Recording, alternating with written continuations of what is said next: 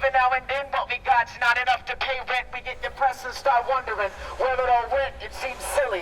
For some, life is too pretty, so we got to have more for that some to keep living. And just like that some, we've been taught to hide feelings and tie yellow ribbons when we ought to stop killing. I checked. That ain't found on a ballot slip, so not a lot of living seems what we're bound to get, and the sound of it's the same as marching out of sync is destiny.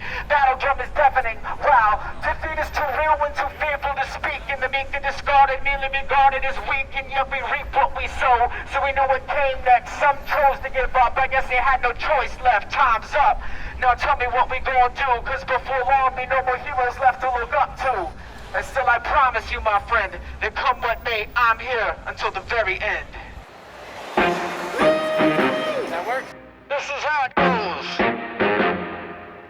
What's wrong? What's right? What's wrong?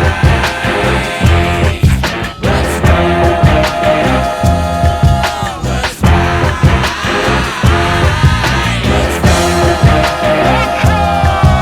What's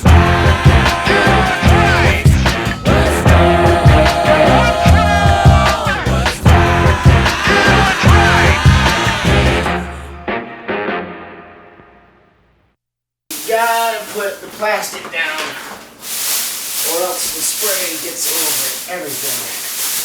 These are the cards that when I'm walking downtown that I get to give out. And it's got on it the link to be able to go check out the music and pre-order the album. The great thing about this is it's just cardboard, paper, and spray adhesive. So the cost is relatively free as long as you can, find the cardboard, I guess. Of course, the name of the new record is Until the Very End, so it's coming soon, so the end is near. We're really putting a lot of energy behind this pre-order campaign that we started up, and that this is kind of a calling card for. And the reason of it is the cost of mixing and mastering and producing and printing an album is very exorbitant, very expensive.